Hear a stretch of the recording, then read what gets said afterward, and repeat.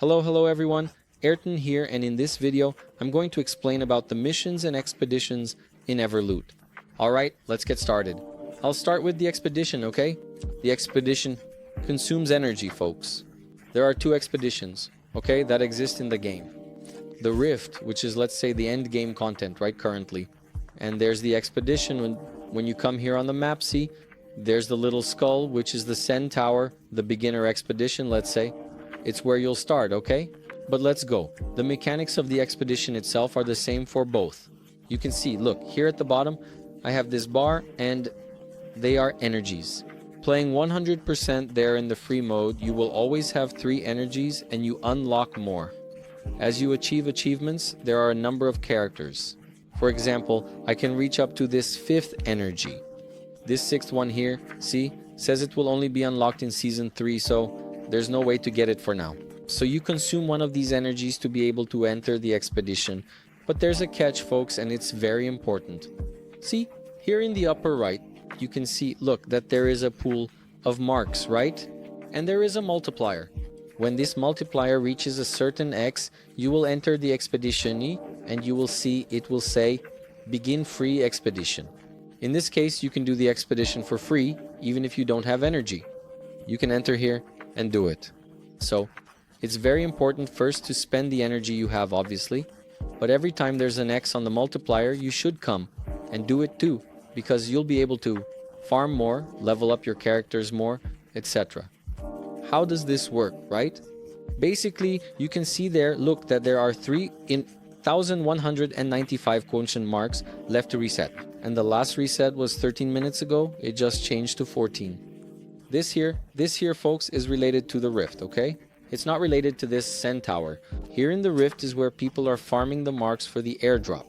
But this will only decrease the percentage, right? Here the multiplier as the marks are dropped. But the thing is that here it starts at 29x. So whenever it gets to this end part, people don't want to use their energy with a low multiplier. They keep waiting for someone to come here, enter, and consume these marks to reach an X, because reaching an X is roughly here at 2,000 marks remaining. When it's at 1x, everyone starts doing it again because the expedition is free. And then after these marks here are finished, it gives this 100%, enters a 3-minute cooldown, and when it resets, it comes back here at 29x with 10,000 marks available. So it's at this moment, when it's at 29x, that people usually use the energy they have to enter and manage to get more marks, right? Because of this absurd multiplier. For example, with 29x, you will be able to get around 435, if I'm not mistaken, marks from a creature you drop. But as you keep dropping, this multiplier starts decreasing. So someone dropping at 29x, it already drops to 26x and so on. And your energy here is as follows.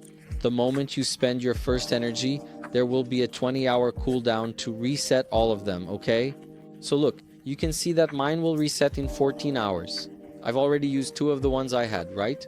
I have these 14 hours here to use these 3, because if I don't use them, it will end up resetting, recharging my 5 energies here, and I end up not using the ones that were already charged.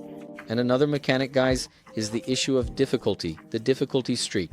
This streak is when you manage to kill the expedition boss, both for the Rift and for that other expedition, which is the weakest on the map. You can see, look, that I have a streak here where I reach the terror level, right? And the highest level is this, abyss level. In this case here, look, the terror, when you make a streak of 3 victories, right, you reach terror. When you make a streak of 6, you reach the abyss here, and from then on, you only stay in the abyss. But if you lose the expedition, if all your characters die, or if you talk to the expedition NPC to leave, this streak here is reset. And what's interesting about it is that it makes the characters inside stronger, but consequently it unlocks exclusive loots, drops, recipes, right? So theoretically, right, your goal is always to finish the raid here, the Rift, to get better items and so on. But alright, I've explained almost everything about the expedition here, right? But we have some differences, folks, between the Warborn character and the NFT character, which I will explain to you now. The Warborn character, which are these free ones here, when you come to the map, you will see 4 missions here that they can be doing. I've already explained these missions to you, right? So you earn guild, no? You earn reputation, and there's a chance to get the voucher here, right? Which transforms your Warborn into an NFT. I explained this in the other videos here from Tempest Labs. So, here you will keep sending your Warborn on these missions all the time, okay? However, when you already have an NFT, I will go back to the city and return to the map to load. You can see that the missions change, okay? And then the mechanics are completely different. These missions here, they depend on items that you will have, right? That you need to have, collect, etc. to send on missions and obtain new items, crafting items, legendary items. One of the ways we get legendary items is through these missions. So you can see, look, that all of them use, for example, this bucket of water. But then there are some others, look, that use, for example, cooked fish. Another type of fish here, look, the smoked fish. And then you also have the items that can be dropped. So look, each has its percentage. The items that can be dropped, which are used for crafting, are quite important, and also legendary item drops. Okay, folks? So the higher the level here, right, of the mission, the more rarity there is for you to drop, the higher the percentage. But speaking in terms of probability, these missions, these smaller missions here, right, theoretically, in the long run, have a higher chance of dropping. Actually, the calculation I did was with this login one here. So you can see, look, that this 3-hour one, right, it will have the drop probability here, look, of the legendary item, and this one, of 1 day and 12 hours, has a higher probability there, a higher percentage, but it takes much longer. Theoretically, in terms of probability, doing this 3-hour one all the time is better to get these legendary items. But the problem is the items you use to make them. For example, this hot fish soup, this soup here, I have to craft it, and I depend on having the materials to craft it. So, they are limited quantities. I can't keep doing this endlessly here because just for this 3-hour one, it would be 8 missions per day. So for these missions here, the focus is on getting the better items and these crafting items as well. Ideally, you should be doing this login one here. This one. Okay, for 1 day and 12 hours, but you also need the rot fish soup and the cooked fish here, in addition to the bucket of water.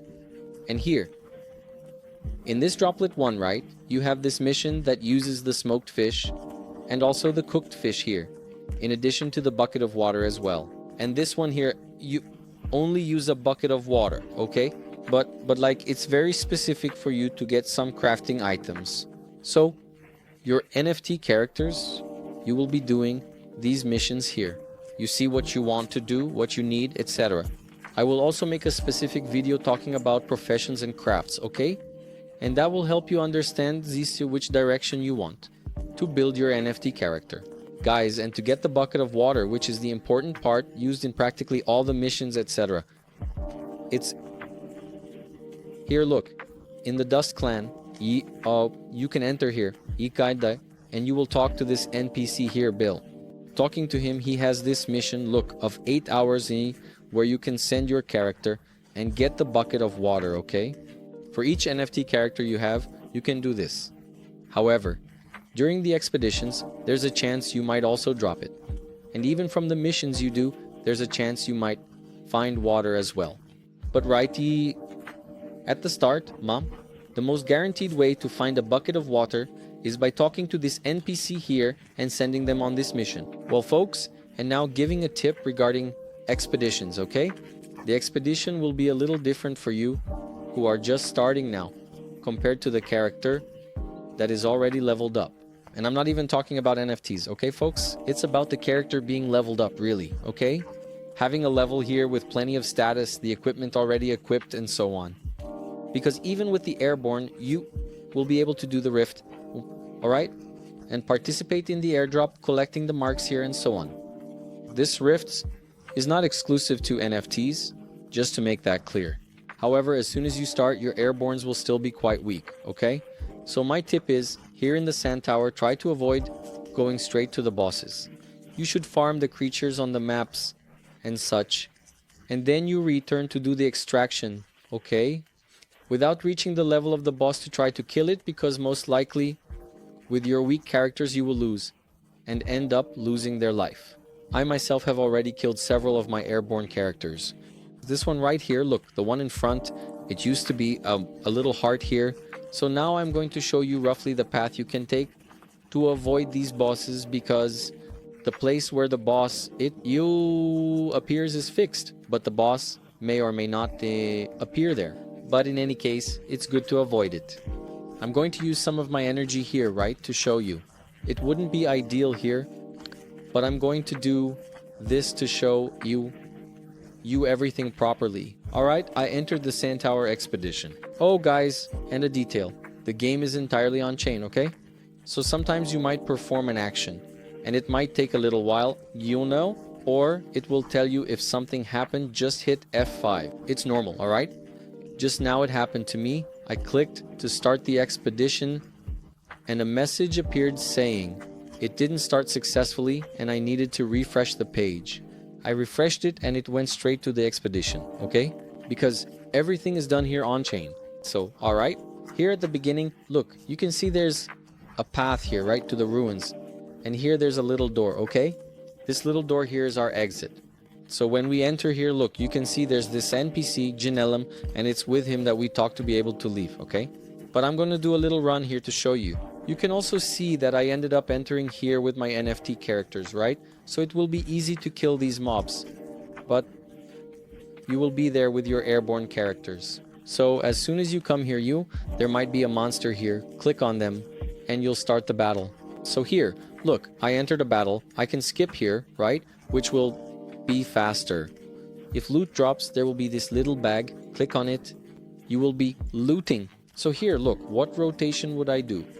In this part, I would go up here, and if there were monsters here, I would kill them here.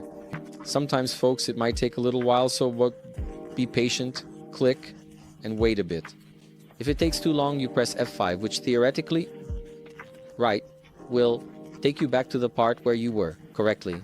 Usually, I try to click one more time to attack if it takes too long, and such, then I press F5. You can see, look, that this smoked fish, you can even be dropping all these items from here, right, in itself. And you can see, folks, that sometimes this can happen where you battle, the drop falls, but the monster doesn't leave from here. And then, look, you can't continue because it says I need to fight the monster, but you've already fought. If I try here, I won't be able to. In these cases, press F5 and you'll see that you'll return here to the expedition exactly in that room and continue playing normally. So, look, I've already entered, it's loaded. You can see, look, that there are no monsters. Up here, you can be checking, okay? Normally, this here isn't a boss, but it's a stronger monster that might appear here. Not always, but you'll be able to defeat it. Alright. And then, if you continue this way, you'll reach a dead end, look. But there might be a few more monsters here too, and then you defeat them. Perfect! Returning here, look. Alright, we're back at the point where we were. Let's continue forward here. And then, there's a chance for one of these monsters to appear here. Alright, folks. Yeah, it's not exactly a boss, okay?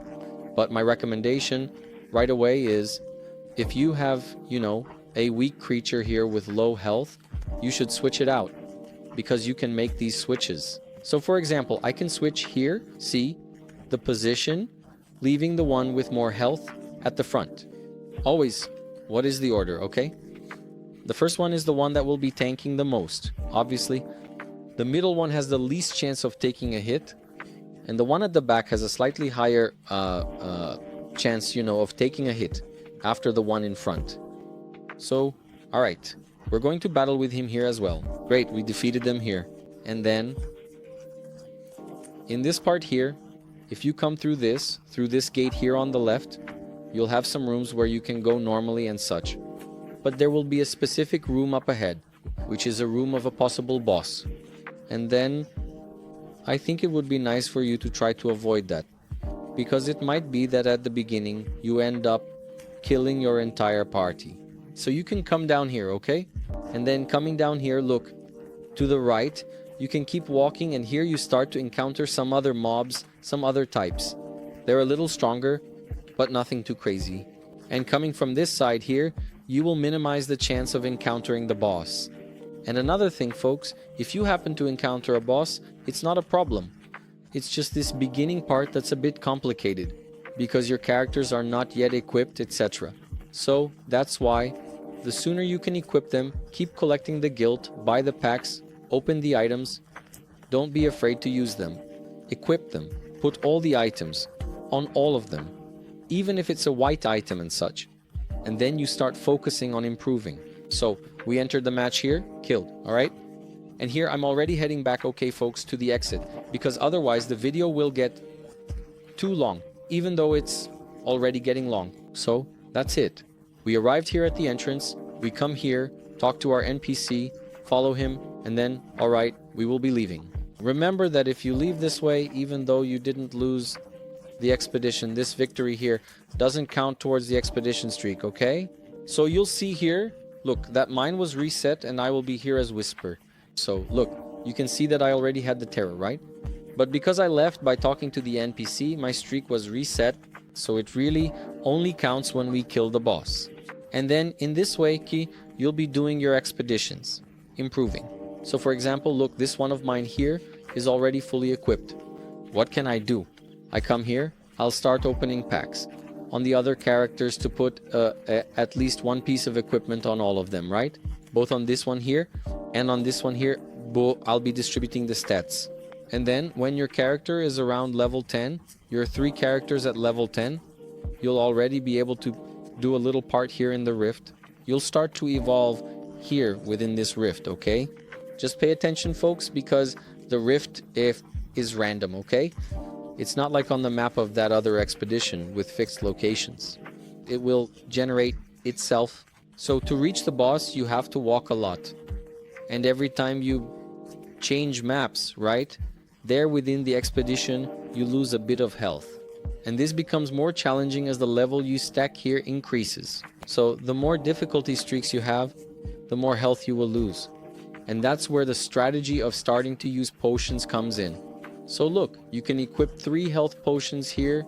You can equip tinctures, which are buffs you gain, right? So for example, this one here will increase my max health, my character's maximum health. So all of these are strategies, right, that you will be using much more later on, right? When you have a very high streak, the characters are already very strong, and so on. Well folks, with this, I believe I've covered practically everything about the missions, the expeditions, both for the Warborn character and the NFT character. You can get a very good understanding. Stay tuned for other content here at Tempest Labs of Evrloot. If you liked it, keep following us, join our Discord, be a part of Tempest as well. And that's it. God bless you. Take care. Thanks, take care, and I'm out.